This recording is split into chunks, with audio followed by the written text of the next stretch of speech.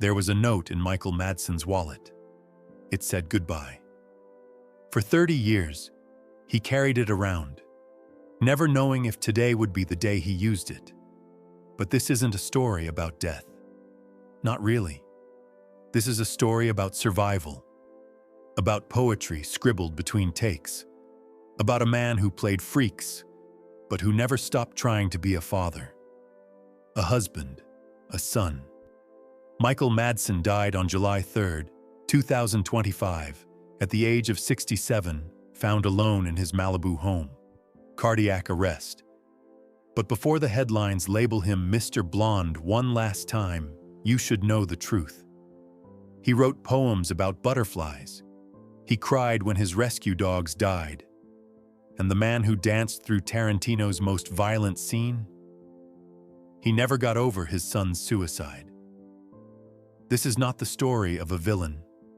This is the story of the man behind the menace. Michael Madsen, the outlaw who wrote poetry, and the poet who broke under the weight of everything Hollywood never saw. Michael Soren Madsen was born on September 25, 1957, in Chicago, a city that mirrored the man he would become. Tough, gritty, and full of contradictions. His father, Calvin, was a World War II Navy veteran turned firefighter. His mother, Elaine, would go on to become an Emmy-winning poet and filmmaker. From the very beginning, Madsen lived between two extremes: steel and smoke on one side, cameras and creativity on the other. He was the middle child between two sisters, Cheryl and Virginia. Virginia Madsen, of course, would one day become a star in her own right, earning an Oscar nomination for Sideways. But growing up, the Madsens were a working-class family struggling to stay afloat. Their South Side home wasn't filled with Hollywood dreams. It was filled with tension. Michael later recalled that his childhood felt like a battlefield. His parents' marriage deteriorated when he was just a boy, ending in divorce when he was 11. That fracture in the home left deep scars, ones that would shape his worldview and leak into his poetry years later. "I knew more about pain than playgrounds," he would write. In 6th grade, a teacher publicly humiliated him by pointing him out in class and saying, "Something is wrong here." That moment stuck with him, not just as a memory, but as a prophecy. He felt different, isolated, broken in ways he didn't yet understand. Rather than conform, he began to rebel, not with violence, but with observation.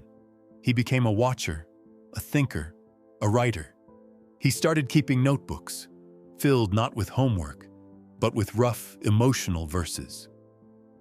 Long before the world knew him as Mr. Blonde, Madsen was a quiet kid scribbling stanzas about loneliness and fear. There was a moment, he once said, where he had to make a decision: either disappear into the background of a hard life or claw his way towards something that made sense to him. He didn't have a plan. He didn't even have a role model. But he had a voice, and eventually, he found the courage to use it. That voice would first echo not on a film set, but in a theater, a place that would change everything. After high school, Madsen worked odd jobs: mechanic, gas station attendant, drifter. As he said, "I could have been a bricklayer. I could have been nothing." But fate intervened at the Steppenwolf Theater Company, Chicago's legendary breeding ground for raw, unfiltered talent. He apprenticed under John Malkovich. Co-founder Terry Kinney recalled Madsen showing up greasy from fixing cars, then unleashing performances that stunned the room. He wasn't polished, he was primal, and that's exactly what the stage needed. In Steppenwolf's 1980 production of Mice and Men, Madsen didn't just act, he bled. That performance cracked something open. Hollywood noticed. Madsen moved to LA in the early 1980s, working at a Beverly Hills gas station to pay the bills. He landed small TV roles, like a guest spot on Saint, Elsewhere, and background parts in War Games and The Natural.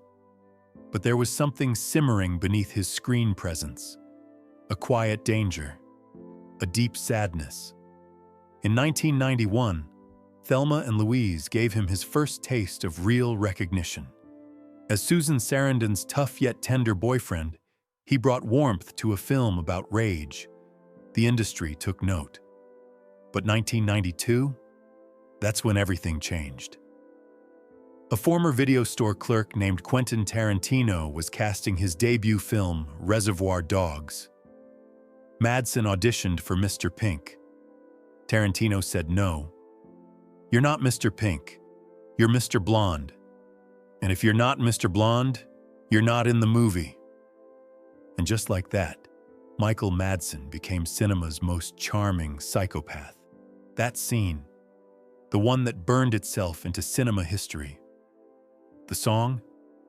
"Stuck in the Middle with You." And Madsen, dancing through it, created one of the most unforgettable moments of 90s film. Madsen didn't just act out the menace, he choreographed it, improvised it, became it. Roger Ebert said he was a very mean Robert De Niro. But even then, behind the blade and smirk, Madsen's pain flickered through. Reservoir Dogs launched a legend, but it also trapped him in a box. The tough guy, the psycho, roles poured in, some great, some garbage, but Madsen never phoned it in. Because he wasn't playing characters, he was hiding behind them. Here's what the industry never spotlighted. Michael Madsen was a poet, a real one. He didn't dabble in verse as a side hobby, he lived it. Over the course of his life, he published 6 books of poetry, each one drenched in raw emotion and existential grit. His debut collection, Burning in Paradise, won the Firecracker Poetry Award in 1998 and signaled that this wasn't just a Hollywood vanity project. Madsen had something to say, and it hurt to say it. Dennis Hopper, an icon in his own right, wrote the foreword to that book. In it, he made a bold claim that Madsen's writing was better than Kerouac's. More daring, more alive, Hopper said.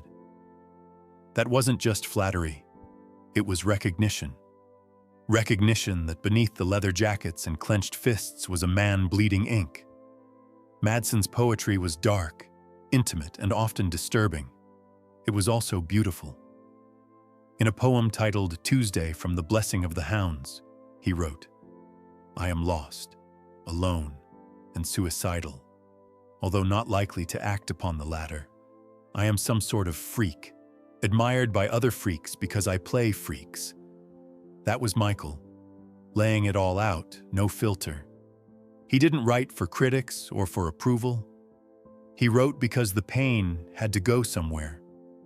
Because when the lights went down and the cameras stopped rolling, all that was left was a man grappling with grief, rage, love, and regret. He wrote about fatherhood, failure, and the years he lost to addiction and self-destruction. His verses were confessions wrapped in metaphor. Lines like, "The city lights don't blink when you cry," or "I once held a gun and a newborn in the same week," stayed with you. His notebooks were constant companions. On set, between takes, he could often be seen scribbling furiously, not because he was prepping lines, but because a thought had struck, a feeling had surfaced, and he needed to trap it before it disappeared. The public didn't always understand that side of him. To many, he was just Mr. Blonde, the guy with the razor and the smirk. But to those who paid attention, to those who read between the lines, Madsen was a man screaming into the void, one poem at a time. Writing was his therapy, his ritual, his rebellion. And through his poetry, Michael Madsen told the story no film ever could. The story of a man who wore violence like a costume but was, at his core, just trying to make sense of the chaos inside. Michael Madsen married 3 times. First to Cher's half-sister, then to Janine Bisignano, mother of 2 of his sons. Finally, to Deanna Morgan, with whom he had 3 more boys, Luke, Calvin, and Hudson. Hudson was the youngest.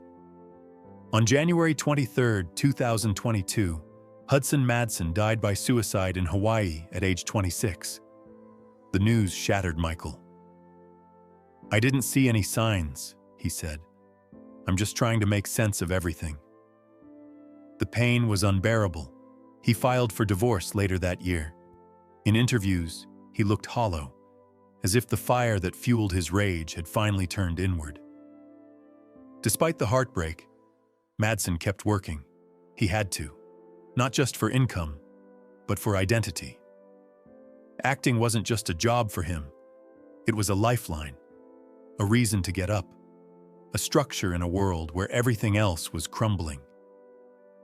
He once said, "Some of these movies, I'm only in for 10 minutes. They buy my face for the DVD cover." But there was no bitterness in that confession, just truth. He understood the game, and he played it his way. Throughout the 2000s and 2010s, Madsen built an empire of gritty, low-budget roles. Mob bosses, aging cowboys, haunted detectives. Projects like Blood Rain and Tooth and Nail may not have won critical acclaim, but fans still showed up. Because no matter how small the role, Michael brought everything to it. His performances carried the weight of a man who'd lived every line. He never lost his hunger. Between prestige projects and B-movie gigs, he appeared in more than 300 film and television productions. Some were forgettable. Others, like his turn as Sonny Black in Donnie Brasco or Bud in Kill Bill Vol. 2, were unforgettable. Bud, in particular, struck a deep chord. A washed-up assassin living in a trailer, clinging to dignity, Bud wasn't just a character, he was a mirror. Madsen infused him with weary grit and quiet sadness. His death wasn't just scripted, it felt inevitable. And then there was Free Willy, where he played a kind-hearted foster father. That softer role surprised audiences who knew him for tougher characters. It became a defining contrast in his career. The menace on screen versus the man who wrote poetry in between takes. Off-camera, Madsen stayed busy. He voiced video game icons in titles like Grand Theft Auto 3 and Dishonored, helped produce indie films, and even launched a quirky hot sauce brand. Always moving, always creating. Still, the grief lingered. When the cameras stopped, the pen took over. Madsen wrote compulsively, on napkins, scripts, scraps, verses poured from him, raw and unfiltered. For him, poetry wasn't a pastime, it was survival. Michael Madsen wasn't just a working actor. He was a man of fractured strength, still showing up, still delivering. His pain became performance, his poetry a pulse. What the world witnessed was not just a career, it was resilience turned into art. In his final years, Michael Madsen's life resembled one of his own poems, fragmented, raw, and aching for redemption. He was still acting, still writing, still moving, but there was a heaviness to it all. The roles didn't come as often. The headlines focused more on his personal troubles than his professional triumphs. Arrests for trespassing, domestic disputes, the fallout from his son's death. They painted a picture of a man unraveling. But what those headlines missed was the man who kept getting up, who kept working, who kept searching for meaning in his craft. Madsen never lost his fire for storytelling. He took roles in indie films that few people saw, but to him, they mattered. Not because they paid the bills, but because they gave him a platform, a place to channel the storm inside. He remained prolific in ways most people didn't see. He lent his voice to video games. He wrote forewords to poetry anthologies. He recorded spoken word performances. And then there was American Badass, his hot sauce line, a strange but fitting expression of who he was. Intense, unpredictable, oddly charming. At fan conventions, he didn't show up as a movie star. He showed up as himself, weathered, grinning, sleeves rolled, signing books of poetry and talking to fans who brought their own dog-eared copies. They didn't want autographs for Kill Bill. They wanted to talk about the poem he wrote about his mother, or that line he scribbled in a forgotten chapbook that hit them like a freight train. He connected with people not through celebrity, but through shared pain. He wasn't trying to be understood anymore. He just wanted to be heard. That's what made his work in those final years so urgent, so sincere. At the time of his death, Madsen had 18 projects in various stages of development. Not cameos or vanity roles, but real characters. Independent films like Resurrection Road, Concessions, and Cookbook for Southern Housewives. These weren't blockbusters. They were passion projects, stories he believed in. And then there was the poetry book, Tears for My Father. He called it his most personal work yet, a culmination of decades of scribbled pain, fleeting joy, and everything in between. It wasn't just a title. It was a confession. A goodbye letter to the men who raised him, the sons he lost, and the self he spent his whole life trying to understand. In those final years, he wasn't fading, he was distilling. Burning away everything that didn't matter to leave behind something real, something true. That was Michael Madsen's final act. Not as an outlaw, but as a man desperate to be known for more than his glare and gravelly voice. He didn't want sympathy.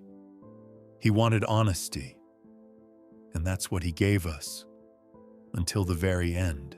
Jennifer Tilly remembered him as wildly audacious and endlessly funny.